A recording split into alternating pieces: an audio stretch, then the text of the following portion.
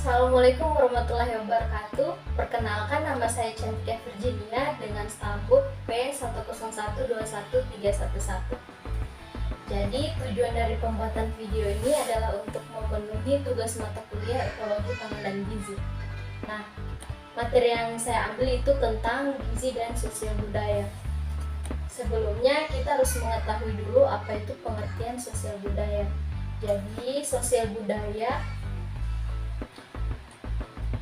terdiri dari dua kata, yaitu sosial dan budaya. Sosial berarti segala sesuatu yang berhubungan dengan masyarakat sekitar, sedangkan budaya berasal dari kata Buddha yang artinya pikiran dan akal budi. Budaya juga diartikan sebagai segala hal yang dibuat manusia berdasarkan pikiran dan akal budinya yang mengandung cinta dan rasa. Jadi kesimpulannya, sosial budaya merupakan segala hal yang diciptakan manusia dengan pikiran dan budinya dalam kehidupan bermasyarakat. Kemudian ada pengertian gizi. Jadi gizi itu adalah substansi organik yang dibutuhkan untuk fungsi normal dari sistem tubuh, pertumbuhan, dan pemeliharaan kesehatan. Penelitian di bidang nutrisi mempelajari hubungan antara makanan dan minuman terhadap kesehatan dan penyakit, khususnya dalam menentukan diet yang optimal. Tak hanya tentang metabolisme, gizi pun berbicara mengenai bagaimana penyakit yang dapat dicegah atau diminimalkan makanan yang sehat. Dengan demikian, pengertian gizi juga berfokus pada bagaimana cara kita mengenali proses munculnya penyakit yang disebabkan oleh bahan pangan, mulai dari pola makan yang buruk, intoleransi terhadap makanan, hingga alergi makanan. Selanjutnya itu ada pola budaya terhadap makanan dan gizi. Nah, konsumsi makanan utama merupakan bagian paling besar dalam pola hidangan di Indonesia. Keadaan ini muncul karena adanya anggapan makanan utama merupakan makanan terpenting jika dibanding dengan jenis makanan lainnya. Suatu hidangan dianggap tidak akan sempurna jika tidak terdapat makanan pokok di dalamnya. Meskipun begitu, pandangan sosial budaya menganggap makanan mempunyai arti yang lebih luas daripada hanya sebagai sumber gizi. Hal ini terkait dengan adanya kepercayaan, posisi, praktis, pertemanan, serta kedamaian dalam kehidupan manusia. Pola makanan adalah suatu cara seseorang maupun kelompok memanfaatkan bahan makanan yang tersedia sebagai respon terhadap kondisi ekonomi serta sosial budaya yang sedang terjadi. Makanan memiliki fungsi di dalam masyarakat secara sosial politik. Hal ini meliputi kondisi lingkungan, kepercayaan, adat istiadat, kebiasaan, serta tingkat pendidikan masyarakat yang ditempuh. Selanjutnya itu ada masalah budaya terhadap makanan dan gizi.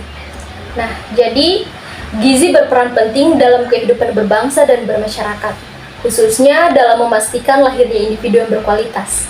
Selaras dengan butir kedua Sustainable Development Goals atau biasa disebut dengan SDGs yang disepakati oleh 153 negara anggota PBB termasuk Indonesia. Nah, pentingnya peningkatan status gizi bermasyarakat dituangkan oleh Presiden Joko Widodo dalam Nawacita poin kelima sebagai masalah kesehatan masyarakat. Menangani masalah gizi tidak dapat hanya dilakukan dengan pendekatan media dan pelayanan kesehatan saja. Penyebab timbulnya masalah gizi dipengaruhi oleh berbagai faktor seperti kemiskinan, kurangnya persediaan makanan, sanitasi yang buruk, minimnya pengetahuan gizi dan pola asuh anak, serta perilaku buruk dalam mengkonsumsi makanan di kalangan masyarakat. Nah, pola konsumsi makanan sendiri sangat dipengaruhi oleh budaya setempat. Berbeda lokasi, berbeda pula cara masyarakat mendefinisikan makanan dan kecukupan gizi, serta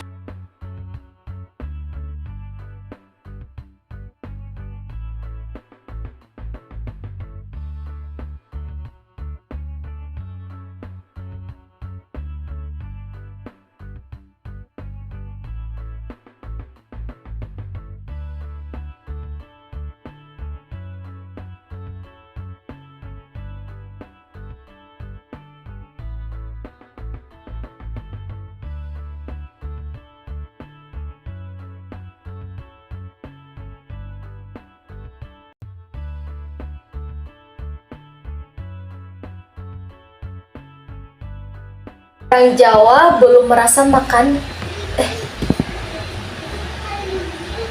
oke. Sudah memang saya udah bilang. Langsung aja saya tunggu dulu kirim ke Jika. Mana nih?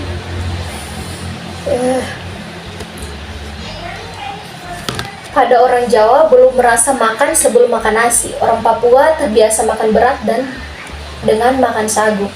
Tidak jarang masyarakat kita menganggap kalau belum mengkonsumsi nasi, belum dianggap makan.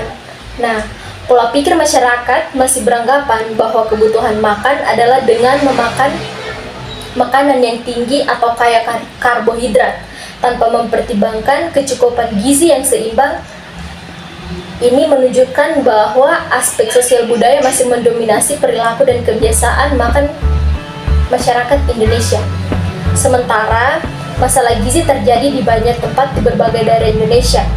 Hanya sebagian pihak yang memandangnya sebagai fenomena sosial. Sebagian lain masih menganggap hal ini sebagai fenomena kesehatan semata. Tidak banyak yang menyadari luasnya dimensi masalah gizi dapat meliputi masalah lingkungan dan ketersediaan pangan, pola asuh dan pendidikan, kondisi ekonomi dan budaya. Nah, faktor budaya mempengaruhi siapa yang mendapat asupan makanan, jenis makanan yang didapat, dan banyaknya. Sangat mungkin karena kondisi budaya dan kebiasaan ini seseorang mendapatkan asupan makanan lebih sedikit dari yang sebenarnya ia butuhkan. Di Indonesia sendiri, sebagian besar masyarakat menganut sistem patriarki. Dalam sistem patriarki, garis keturunan diambil dari seorang ayah atau laki-laki. Status sosial laki-laki lebih tinggi daripada perempuan. Konsekuensinya, ayah lebih sering diutamakan memakan makanan yang telah disajikan oleh ibu. Sesederhana ayahlah yang paling sering mendapatkan jatah makanan lebih dulu di meja makan.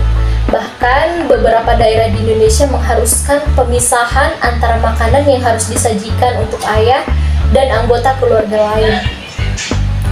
Kondisi budaya seperti ini turut berkontribusi pada kondisi gizi anak dan ibu hamil di keluarga, karena semua sistem keluarga patriarki berhubungan dengan ketidaksetaraan gender. Selanjutnya itu ada solusi terhadap masalah budaya terhadap makanan dan gizi. Pada dasarnya, penanganan kurang gizi akan berbeda dari satu orang dengan orang lain. Hal ini sangat bergantung pada keparahan yang dialami dan penyakit penyerta atau komplikasi juga yang timbul. Ahli gizi biasanya akan memberikan rencana penanganan yang sangat spesifik untuk tiap orang. Perubahan pola makan adalah intervensi atau solusi paling utama yang diberikan oleh ahli gizi. Jika Anda kurang gizi, maka akan diminta untuk meningkatkan jumlah makanan bergizi dalam diet Anda atau menggunakan suplemen tertentu. Nah, di sini juga ada beberapa perubahan pola makan yang harus kita perhatikan. Yang pertama itu, makan makanan yang lengkap, mengandung kalori serta bergizi, bukan hanya tinggi kalori saja. Kemudian yang kedua itu adalah makan sedikit-sedikit tapi sering. Yang ketiga, makan snack di antara waktu makan sahur. Dan yang keempat itu ada minum minuman yang juga mengandung kalori. Jika kondisi kita memang tidak mampu untuk memenuhi kebutuhan gizi secara oral melalui mulut, kita juga bisa memberikan seperti tabung kecil sebagai saluran untuk memasukkan zat gizi langsung ke sistem pencernaan. Ini disebut juga dengan proses nasogastrik tube, atau tabung ini juga dipasang di perut atau usus. Nah, yang terakhir itu ada infus untuk memberikan zat gizi dan cairan langsung ke pembuluh darah. Nah, selanjutnya itu ada pengaruh budaya terhadap makanan. Jadi, proses makan pada manusia seringkali dikaitkan dengan aspek sosial budaya. Urusan makan pada manusia tidaklah sesederhana memasukkan makanan ke mulut, tetapi seperti yang dilakukan hewan dan makhluk hidup lainnya. Aspek sosial budaya